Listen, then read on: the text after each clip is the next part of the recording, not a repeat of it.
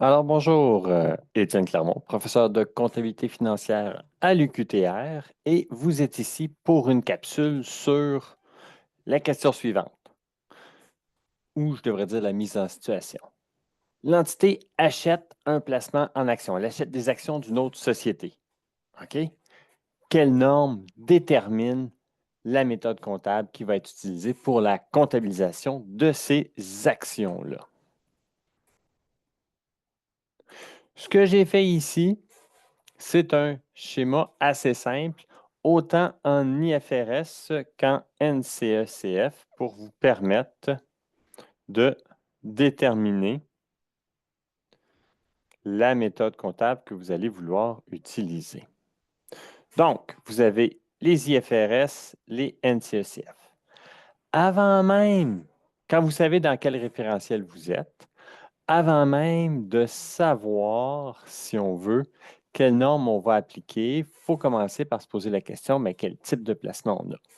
Et pour qu'il y ait un impact sur la méthode comptable qui va être utilisée, ben, il nous faut à la base avoir acheté des actions avec droit de vote.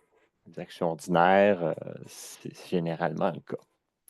L'enjeu ici, c'est qu'en fonction du pourcentage de détention d'actions que vous avez achetées, avec lequel vous avez un droit de vote, bien, la méthode comptable ou la norme comptable qui va devoir être utilisée euh, peut changer. Donc, j'ai mis ça ici en trois aspects. La première portion, si vous avez acheté entre 0, si vous détenez entre 0 et 20 eh bien, on va commencer par dire que vous n'avez aucune influence. OK? Donc, c'est un simple placement qu'on va appeler un actif financier.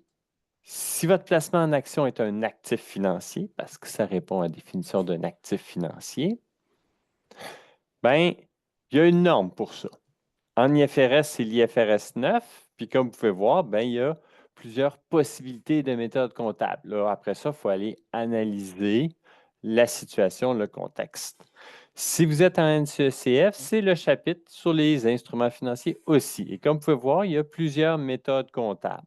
Donc, selon votre situation, vous allez aller voir la norme et vous familiariser avec cette norme-là. Les normes, les référentiels considèrent que de façon générale, en bas de 20 de détention, vous n'avez aucune influence, donc vous détenez un actif financier. Je dis de façon générale parce qu'il peut y avoir d'autres facteurs qui amèneraient le comptable, en utilisant son jugement professionnel, à établir, par exemple, même si on n'a pas 20 d'actions avec droit de vote, on a peut-être malgré tout une influence notable, qui est l'autre terme utilisé. Donc, grosso modo, on a soit aucune influence, une influence notable ou le contrôle. Et c'est ces éléments-là qui vont déterminer les normes qui vont s'appliquer. On a déjà parlé quand on n'a aucune influence.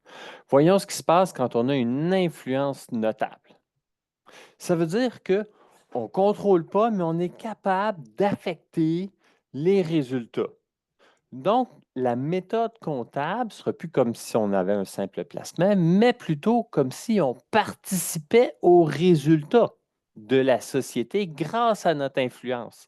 Et c'est pour ça que c'est une nouvelle méthode comptable. En IFRS, dans l'IS 28, on va parler de la méthode de la mise en équivalence, alors que en NCECF, dans le chapitre 3051, on va parler de la méthode de la valeur de conso. Les deux, là, dans la façon de faire, dans la mécanique, ça se ressemble beaucoup, mais ça vaut la peine de retourner directement à vos normes pour vous familiariser avec comment appliquer ces méthodes-là. Quelques petites différences. Dans un contexte d'influence notable, en IFRS, on parle d'une entreprise associée, alors qu'en NCECF, on parle un peu plus de satellite. Dernier élément, quand on détient plus de 50 50 plus 1 par exemple, bien, à chaque fois qu'il y a des votes, vous faites votre vote, c'est vous qui avez la majorité. Donc, c'est pour ça qu'on va parler d'un contrôle.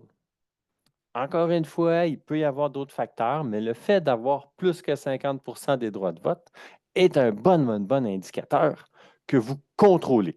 Donc, si vous contrôlez, c'est plus juste une influence sur les résultats. Donc, comptabiliser, par exemple, votre quote-part des résultats.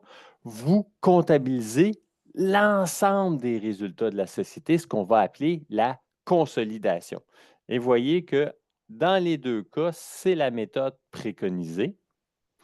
Par contre, ce qu'il faut comprendre, c'est qu'en NCECF, il y a des choix. Donc, il y a d'autres possibilités de méthodes comptables qui peuvent être appliquées. Il faut aller plus en profondeur, déterminer la société, qu'est-ce qu'elle a décidé. Puis quand on a le contrôle, ben, peu importe le référentiel, comme vous pouvez voir, on va parler de filiale pour laquelle on a le contrôle. Donc, en résumé, vous achetez un placement en action. Donc, en fonction du pourcentage de détention que vous avez des actions avec droit de vote, la norme à appliquer va être différente, que ce soit sans influence notable avec un actif financier, avec une influence notable, donc une entreprise associée ou un satellite, ou complètement le contrôle, pour lequel vous avez une filiale à consolider dans vos états financiers.